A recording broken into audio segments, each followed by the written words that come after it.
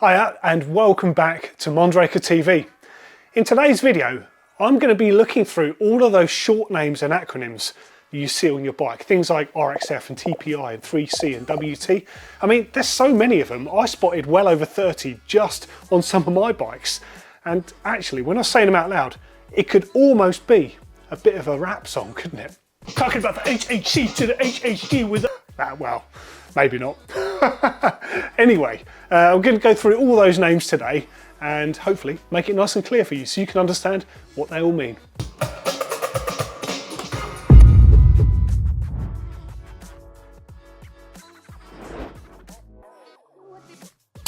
Okay, in no particular order, I'm going to start with this, AXS. It actually means access, not axis, not AXS. It stands for access, like accessing a door, for example. This is SRAM's patented technology. It's wireless, electronic, and it's about communicating between components. We first heard about this with the AXS transmission, so wireless gears. Absolute genius, but now they're using the technology on the RockShox Reverb seat post, so you've got a wireless electronic dropper post, no cables for communication between devices there, and you've also got the flight attendant system which automatically controls your suspension with no wires. Amazing stuff. FG. This stands for forward geometry. Now this is Mondraker's pioneering geometry that we released way back in 2012. And the concept of this was to centralise the rider's position between the two wheels. We achieved this with a super short stem and then taking the measurement that we'd reduced the stem length by and adding it onto the front centre of the bike. This increased the wheelbase and improved the bike handling in all situations. We've got a dedicated video all about it on Mondraker TV. RXF. This is the Öhlins series of suspension forks with the air cartridge system in them. You can get the RXF 36 and 38 in particular that you'll see on our bikes, and inside these forks you have an air cartridge system. You inflate the fork as you would with any fork from the top, and that controls the positive and negative chambers, but there's also a third chamber located with a valve at the bottom of the fork. This controls the ramp up of the fork or the bottom out resistance. You don't need volume spacers with the RXF fork. TTX. This is twin tube technology from Öhlins. Now you get some rear shocks with a monotube design, RockShox for example, and others with a twin tube design, like the Öhlins one. The idea with the Öhlins twin tube design is to create equal pressure on the inside between the gas and the oil, no matter where you are in the travel, and this equates to very consistent damping. SDG. This actually stands for Speed Defies Gravity. Now this is a saddle company that's existed since 1993 and they make some of the coolest saddles ever, like the Bel Air, and you'll see them on some Mondraker bikes. WT. This stands for Wide Trail and it's Maxxis optimised tyre specification to suit the wider rims that we see across mountain bikes today. You can get Maxxis tyres with or without the WT spec on them, so you'll see that written on the actual tyre. Now the idea is they're optimised for those wider rims so they don't get too square in profile, which would be the case if you were to use a non-WT tyre.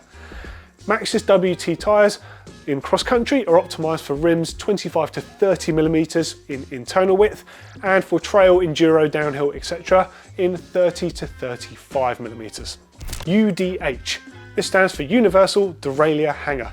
Now before this existed, there were frankly hundreds of different derailleur hangers on the market, which could be a nightmare if you broke one and you were in the middle of nowhere. The chances of that store having one the same was pretty slim. SRAM developed this in the hope that every manufacturer would take it on and everyone used the same system. It's brilliant really, and they made it open source so everyone could use it. But also, SRAM developed UDH so they could mount their own derailleurs directly to it. Brilliant move. LSC. This stands for low speed compression. Now this doesn't refer to the speed that you're riding at, it refers to the speed the suspension unit is moving at. Low speed compression is designed specifically to stop the unit, whether it's a rear shock or a front fork, moving to rider induced movement. Now that could be weight shifting fore and aft on the bike, it could be under braking, or it could be under pedaling. These are all known as low speed movements because it's moving the shaft of that shock absorber slowly. HSC. This stands for high speed compression. Now this is the opposite. This is when the shaft or the fork is moving at high velocity. So that means when you're hitting things fast, landing from big jumps or hitting big square edge hits when you're going fast, you will need more high-speed compression to absorb those impacts, less, and you're just going to blow through the travel and the fork won't absorb the impact. LSR. This stands for low speed rebound. Now, unlike compression, which is damped by low speed and high speed, the way that rebound works is actually in two parts. Almost beginning stroke and end stroke, which is actually what RockShox use to define theirs. Low speed rebound controls the beginning stroke, essentially. So when the unit is moving slower, so perhaps if you're pumping or just going off small hits on the trail, it's just to calm down the feeling of the rear suspension. HSR. This stands for high speed rebound. Essentially, this is the control of the shock absorber returning to full length when it's been really deep in the travel. So after a big hit or a big compression, it controls the rate at which it extends. If you don't have enough of this, it can feel like you get sort of kicked up the back. Not a nice feeling. Fine balance to get this right. HHG. This stands for Hidden Housing Guide. Now this is Mondraker's own system for hiding the housing away on the inside of the frames, and essentially you can feed a hose in and it comes out the other end. We have formed tubes on the inside to make sure your housing is all under control. No flopping around or rattling on the inside of our frames. TPI. This is referring to tyres and the threads per inch.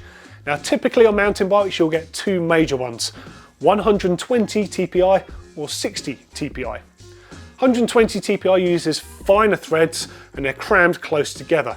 This offers a really supple ride, really loads of control and feel of the terrain. The only downside to this is that it can be slightly more prone to puncture.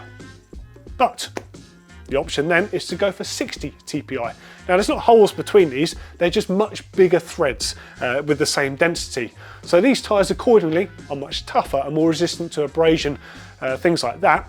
The only downside with a tyre like this is you lose some feel in there. Typically downhill tyres will have a 60 TPI construction and trail and cross-country tyres will be 120 TPI. DD or double D, this stands for double down. Now essentially this is a reinforced tyre to offer some of the traits of a downhill tyre but in a lighter, more comfortable package to ride. More suitable for enduro bikes or those that just ride a bit harder. It's a dual ply casing on there, it's 2 layers of 120 TPI, so you've got a bit more abrasion resistance there and a bit more support at lower pressures, and you have a butyl insert that runs above the rim there in that crucial area where tyres can be prone to pinch punctures when ridden very hard on rocky terrain. 3C. This is 3 compounds, quite literally. This is Maxxis technology where they use a harder base compound and a combination of different other compounds on the top there depending on the tyre to offer the best possible terms of traction and rolling resistance.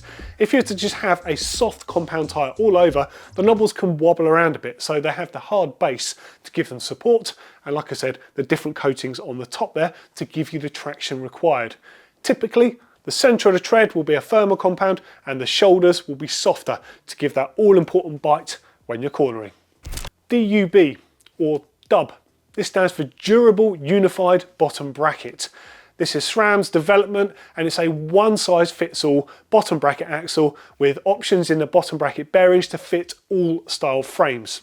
DI2, Digital Integrated Intelligence. This is Shimano's electronic shifting system. Now, unlike SRAM's wireless option, Shimano's version uses wires on the inside of the frame, all hidden away for the fastest performance possible. EXO. This is an abrasion resistant material added to the sidewall of 120 TPI tyres from Maxxis. The idea is you have a nice light tyre and it just increases the puncture resistance in the all important sidewall areas. EXO Plus.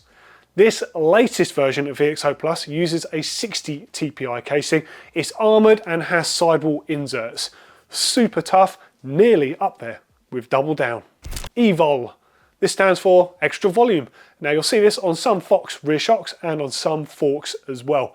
To allow for extra air volume in there to give a slightly more linear feel to them and to allow for lower air pressures. ISCG 05, International Standard Chain Guides, 2005. Yeah, this was developed way back in 2005 to replace the previous design to be more compatible with more bikes, and it's not been bettered since. Any chain guide mounts you'll see on frames today will pretty much be ISCG 05. Now you can either mount a full chain guide like you'll see on a downhill bike, or if your bike's especially long or low or you ride aggressive terrain, you can just mount a little tacho or a bash guard to protect your chainring. BSA.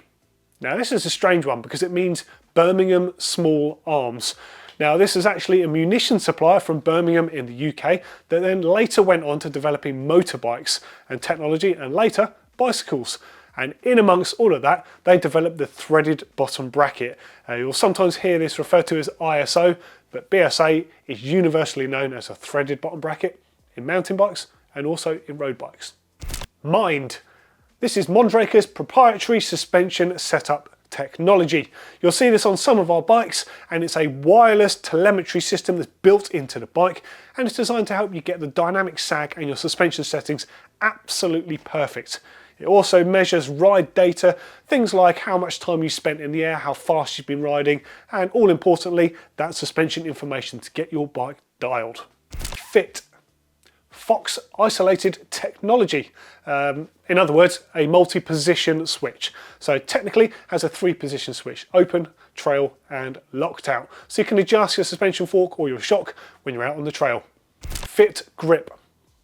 Kind of similar to the Fit system, but simplified. This one just has a dial all the way from fully open to all the way to fully closed. Very simple, but very effective. Grip 2.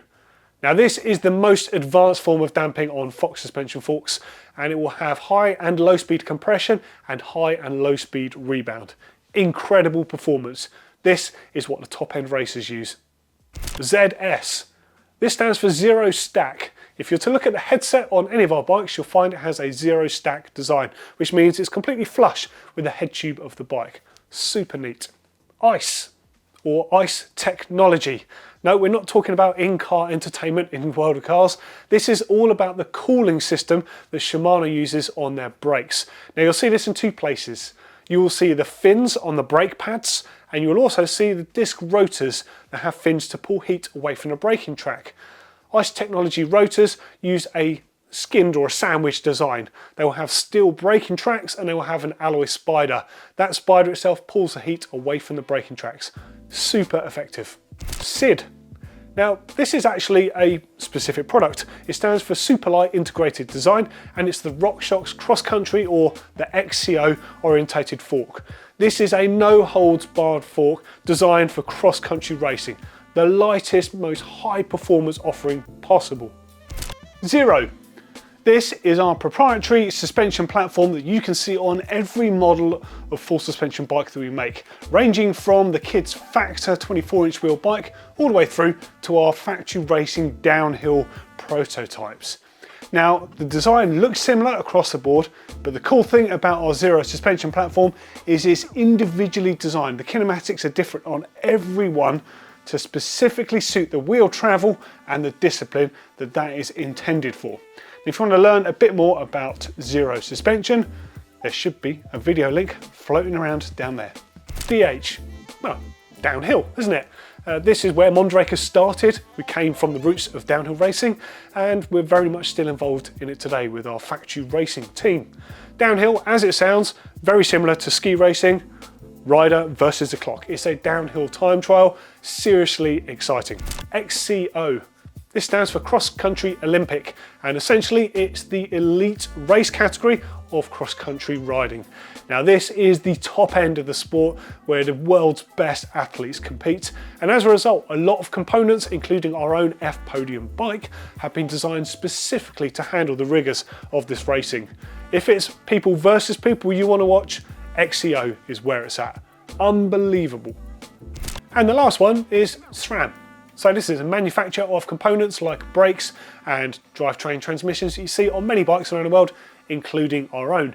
And it takes its name from the founders. So Scott King, Sam Ray Day, so the middle name there, and Sam Patterson. Pretty cool stuff. Well, I think I've gone through all of those weird acronyms and small names that certainly you'll see on all of our bikes, but probably on a load of your bikes as well. If there's any I've missed, or you've got some involved in your own bikes that you don't know what they mean and what the relevance is, get involved in the comments underneath and I'll let you know what they mean. Thanks for watching. Please don't forget to give us a thumbs up and subscribe to the channel. It's free content every week here on Mondraker TV. And it's not just about Mondraker, it's about mountain bikes, because we love mountain bikes. Get involved. See you later. Thanks for watching.